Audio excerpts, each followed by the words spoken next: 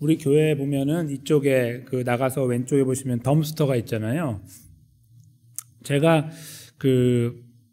저희가 덤스터가 있는데 화요일에 가져가거든요. 화요일에 가져가는데 시간이 좀 여름에 왔다 갔다 하는데 보편적으로 한 7시 정도 어떨 때 6시 반 이쯤에 이제 오거든요. 제가 이제 새벽에 나올 때는 준비 딱 하고 있다가 차가 오면은 창문 열어놓고 있다가 차가 들어오면은 항상 음료수를 가지고 나가요. 뛰어나가서 이렇게 딱 건네주면은 그 오시는 분이 이제 제가 이름을 들었는데 지금 기억이 안 나는데요.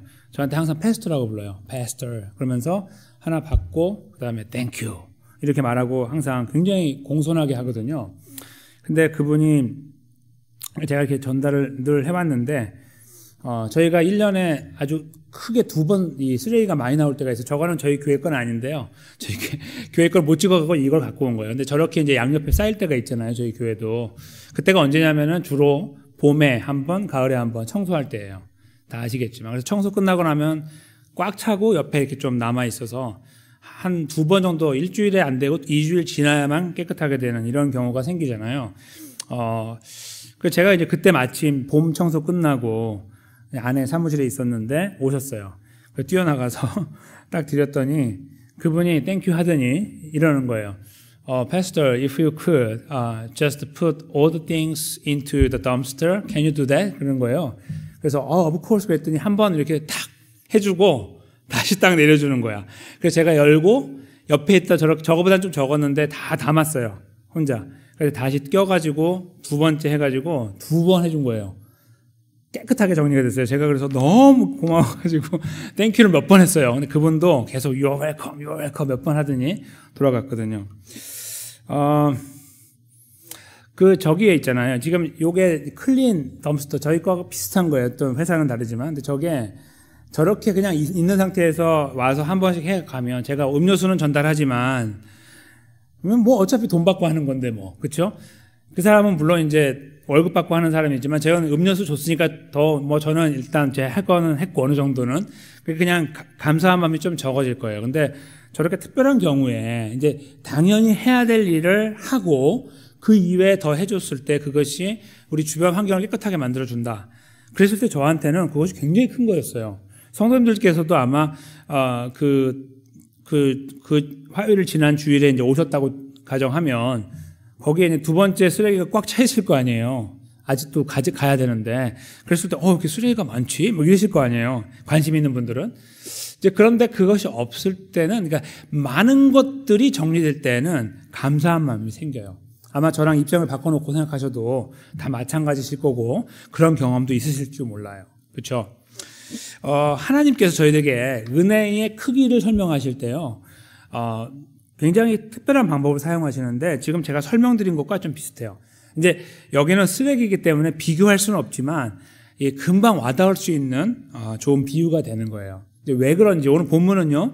그걸 저에게 나눠주고 있는데 저희가 성경을 읽을 때 굉장히 약한 부분이 뭐냐면 숫자거든요. 숫자가 이렇게 나오면은 처음에 뭐 50 더하기 100 뭐 이런 거는 저희가 쉽게 150명 이렇게 아는데 계속 이어진다고 생각해 보세요. 곱하기 1000 나누기 5 뭐 이렇게 계속 나간다고 보세요. 그러면 읽다가 말아요. 그래 많은가 보다 이렇게 생각하고 보통 성경 공부를 특별히 막 집중하지 않는 이상은 헤아리지 않고 넘어갑니다. 그렇죠? 지금 오늘 저희가 읽는 본문은 이제 숫자가 나와요. 본문 앞부분에 그것이 굉장히 커요. 하나님이 이 과정을 지나가면서요. 하나님의 은혜가 어떠한지를 저에게 이제 설명을 하고 계시는 거예요. 그 부분을 저희가 잠깐 캐치하는 시간을 가지려고 하는데 원래 28장, 29장을 다 읽어야 되지만 그거 하다 보면 밤을 새도 못할지 모르기 때문에 제가 설명을 요약해 드리면서 오늘 본문을 마무리하려고 합니다. 일단은 28장부터 29장 이렇게 앞으로 돌려갖고 보시면 제사가 쭉 나와요. 이렇게 언제 뭐 매일매일 하는 거하고 거기 이제 나오는 거 제가 간략하게 요약을 해드리면 이렇습니다. 매일매일 드려야 돼요. 매일매일 아침에 하나, 저녁에 하나. 예를 들면 안식일에도 드려야 돼요.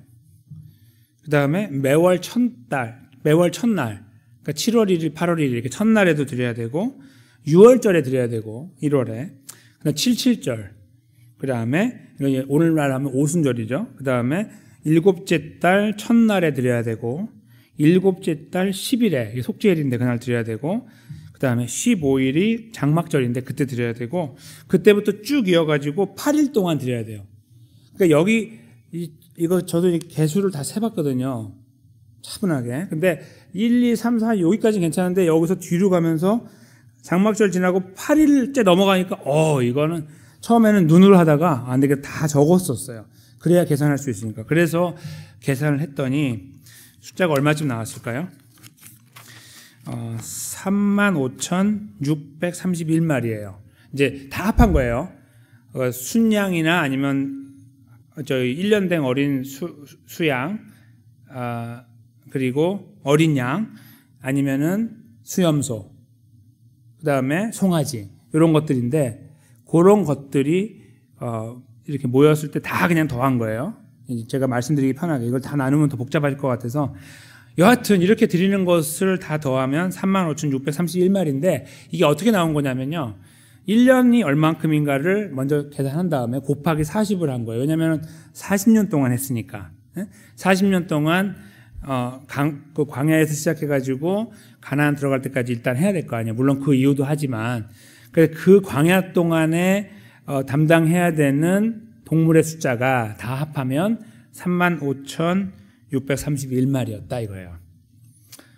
그래서 이렇게 딱 제가 보면요, 이 숫자가 커 보이기도 하고 작아 보이기도 하는데, 1절, 그러니까 제28장 제일 앞부분부터 보면 어떤 느낌이 드냐면, 매일 아침에 한 마리, 저녁에 한 마리가 굉장히 여기가 딱 막혀요. 목사인 저도 그래요. 이거 어떻게 하지? 너무 빡빡한 거예요. 매일 해야 돼요. 매일 빠짐없이. 그거 해야 되지. 지금 여기 말하는 대로 안식일에, 첫날에, 매월 첫날, 6월절, 7.7절. 이렇게 계속 해야 되니까 7월에는 몇 번씩 계속 하고, 그러니까 막 정신이 없는 거예요. 이거 어떻게 살지 이렇게 해가지고 생각을 해봤어요. 35,000마리가 넘는데 40년 동안 이걸 어떻게 감당할까라고 생각할 때 저희에게 한 가지 질문이 생기는 거예요. 그게 뭐냐면, 이거는 개인이 드렸을까요? 아니면 이스라엘 전체가 드렸을까요? 하는 질문이에요. 개인이 드렸으면 이거 너무 많아요. 그리고 누가 이렇게 부자일까요? 40년 동안 3만 마리가 넘는 거를 하려면 아주 큰 부자여야 되거든요. 당시에는. 그러니까 불가능하죠. 오늘 본문에 지금 그 39절이죠. 거기 보면 이런 표현이 있어요. 너희가 이 절기를 당하거든 여호와께 이같이 드릴지니, 이렇게 쭉 하라는 거예요. 근데 이는 너희의 서원제나 낙헌제로 드리는 번제, 소제, 전제, 화목제 외에 드릴 것이니라. 이게 포인트예요. 이게 무엇이냐면요, 하시는 말씀이, 지금 여기서 내가 열거한 이 엄청난 양의 그 제사는, 이 동물의 수는 너희 개인이 드리는 것이 아니라 이스라엘이 드리는 거다 이거예요. 그러니까 그 엄청나 보이는 것이 갑자기 작아지는 느낌이 들어요. 왜냐하면 이스라엘 백성들의 숫자가 200만 명에서 300만 명이니까. 제가 300만 명으로 해서 계산을 해보니까요, 100명에 한 마리 꼴이에요. 100명에 한 마리 꼴. 그러니까 이게 지금 그 60만 3,550명이라고 하는 그 이스라엘 20세 이상 전쟁할 수 있는 남자의 숫자가 사실은 그 가정에 남자 그 20세 이상 되는 사람이 2명 있을 수 있고 5명 있을 수 있잖아요. 그래서 그 숫자 갖고 세면 안 되고 전체 숫자에다가 나누어야 돼요. 그래야 좀 이게 좀 이해가 되거든요. 그렇게 나누었더니 100명에 한 마리 꼴이에요. 그러니까 처음에 이거 매일매일 하는 것이 굉장히 부담스럽고 힘든데, 하나님이 말씀하신 걸 잘 보니까 개인이 아니라 제사장이 사람들로부터 계속 받아가지고 그걸 미리 정리해 놓고 있다가 아침에 한 마리, 저녁에 한 마리 이렇게 하는 거예요. 그러니까 그들은 특별하게 이스라엘 백성들이 책임을 질 일이 아니고 이스라엘 전체를 대표해서 이 일을 하면 되는 거예요, 제사장이. 그렇게 하나님 만들어 놓은 거예요. 그러니까 한편으로 보면 굉장히 숨이 막힐 정도로 힘든데, 잘 생각해 보면 아무것도 아닌 거예요. 그리고 아시다시피 지금 광야에서 이 일을 한다는 것은 되게 어려워 보이지만, 광야에 나올 때 이스라엘은 굉장히 부자들이었어요. 왜냐하면 약탈을 해서 나왔으니까. 자기 주변에서, 오늘날 여기 파크빌이라고 하면요, 여기서 그래도 좀 괜찮은 집들을 미리미리 다 보고 있다가 나오기 전에 그 집 가서 다 약탈해 나왔거든요. 하나님이 약탈해서 나오도록 했어요. 그 각 가정마다 장자가 다 죽었잖아요. 바로 전날 밤에. 그래서 각 가정마다 다 그 통곡을 하고 있는 가운데 막 쳐들어가서 금, 보화를 다 챙기고 옷감 같은 거, 막 이런 거 특별한 것들을 챙겼어요.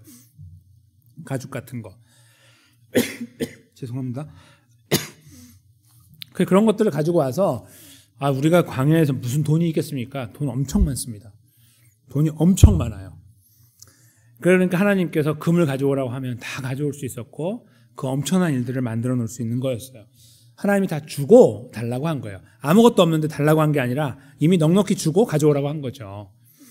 그러니까 여기서 말하는 동물도 마찬가지예요. 그들이 40년을 지나면 오늘 다 필요한 게 아니라 이거를 40으로 나누면 이 필요한 숫자가 확 줄어들 거 아니에요. 줄어드는 숫자가 1년 거예요, 그것도.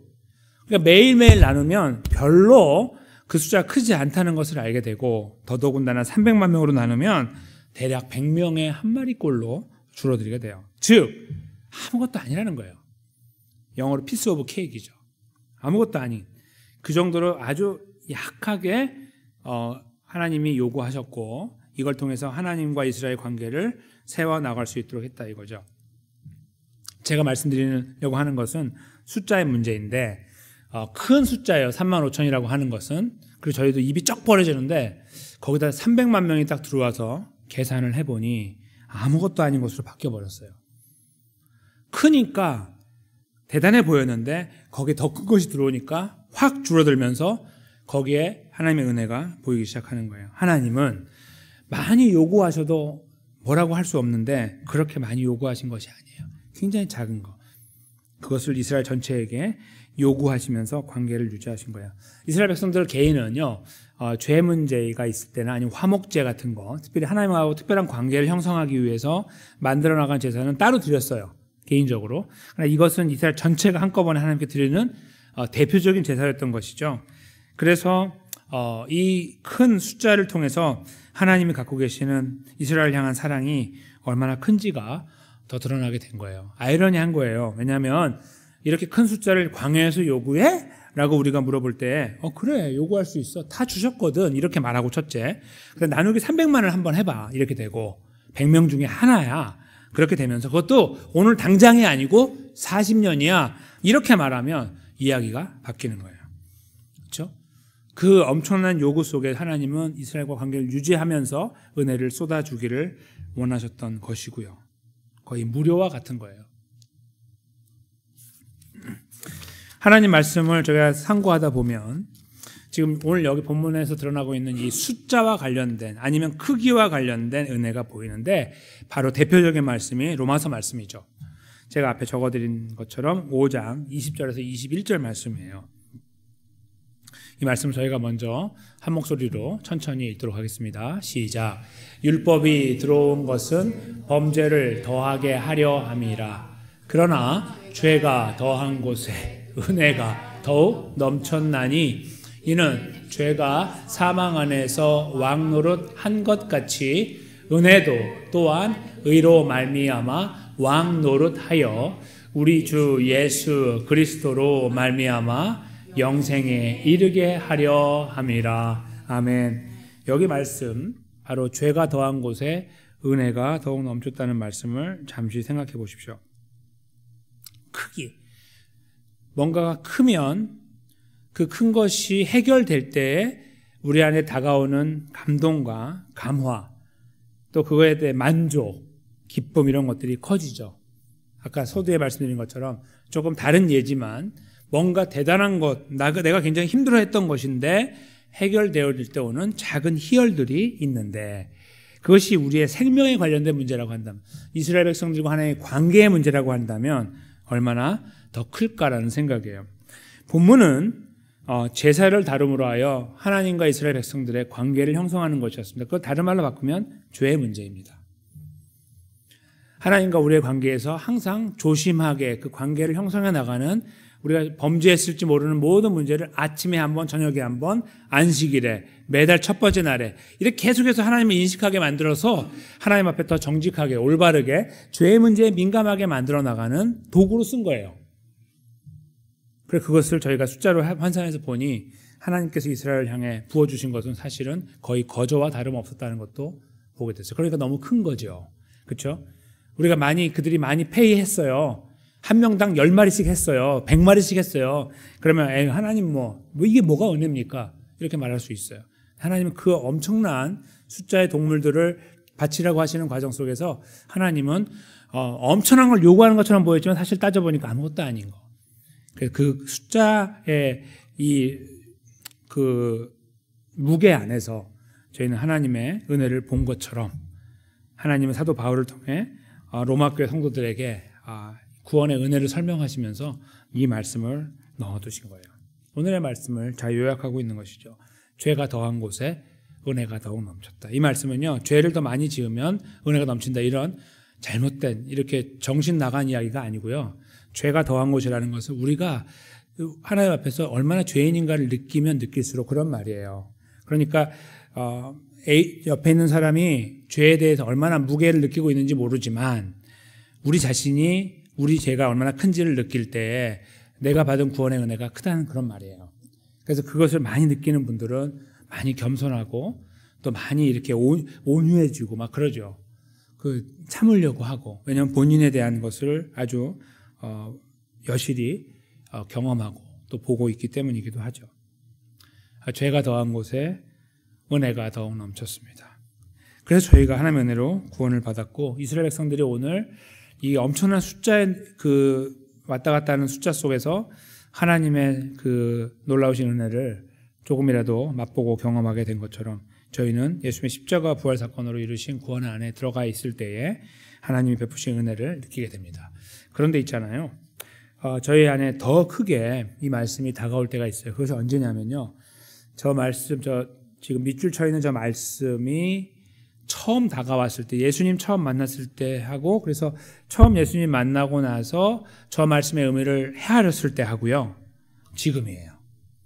즉 예수님 처음 만났을 때 저희가 저 말씀을 헤아리다 보면 너무너무 감사하잖아요.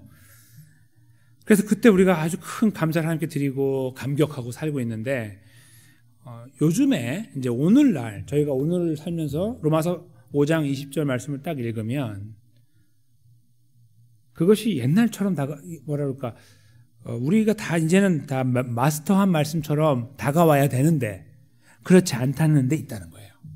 무슨 말씀일까요? 우리가 여전히 죄 가운데 있는 거죠. 구원받은 은혜 가운데 있고, 그래서 우리가 죄로부터 자유함을 얻었고 하나님의 백성이 되었는데요, 하나님 마음을 아프시게 하는 걸음을 걷거나 예수님 제자의 걸음을 걷지 않는 거, 이런 걸 말하는 거예요. 마땅히 걸어가야 될 걸음에서 벗어나 있거나 의지적으로 벗어났거나 실수로 벗어났거나 아니면 함께 더불어 핑계대면서 벗어났거나 관계없이 저 말씀을 다시 읽는 데 있어서 저 말씀이 이상하게도 오늘날 삶을 터치한다는 거예요. 저 자신의 삶, 우리의 삶을 말이에요. 그래서 죄가 더한 곳에 은혜가 더욱 넘쳤다는 말씀이 그저 옛날 과거에 주님 처음 만났을 때의 기억으로 이렇게 우리를 회귀시키지 않고 우리를 데려가지 않고 여기에서도 저 말씀이 그대로 와닿는 거예요. 우리 자신을 돌아보게 되고 우리가 여전히 그 자리에 있다는 거, 아니면 자꾸 그 자리로 가려고 한다거나 이런 모양들이 이 말씀을 읽을 때 다시 느껴진다는 거죠. 그래서 죄가 더하고 있는 연약한 모습들을 발견하게 될 때 우리는 거기에서요 더 크신 은혜를 만나게 돼요.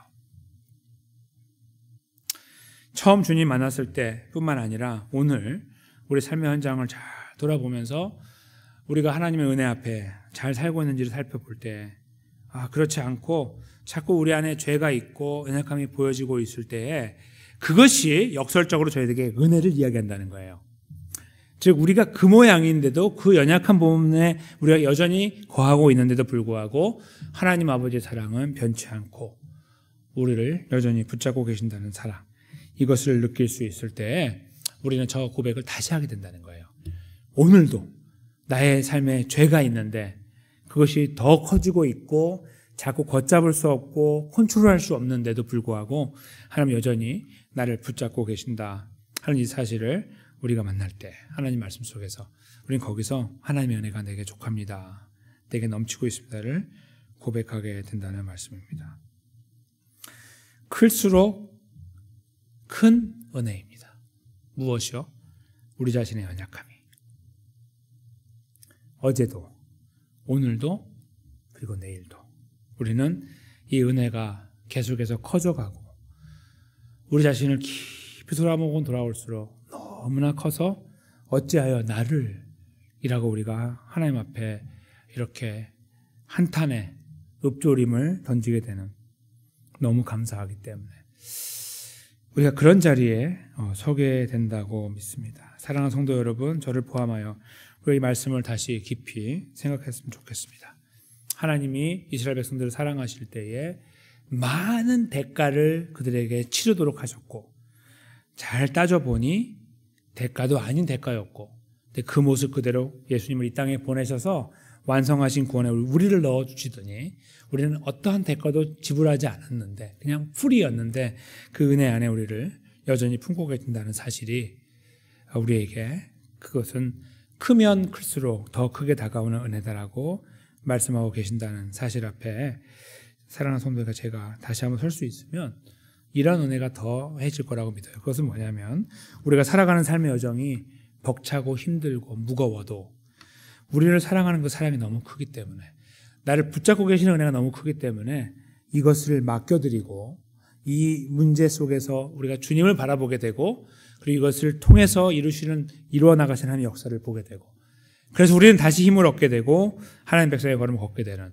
이런 선순환의 걸음들, 그 걸음에 우리가 함께 설 수 있다고 생각을 합니다. 그 은혜의 자리에 예수님을 의지하면서 우리의 모든 삶의 정황을 맡겨드리고 도우심을 구하면서 여전히 변함없이 크고 크신 그 은혜가 우리를 붙잡고 일으켜서 나머지 3일간의 걸음도 견고하게 걸어갈 수 있는 자리에 함께 설 수 있게 되시기를 예수님의 이름으로 간절히 축원합니다.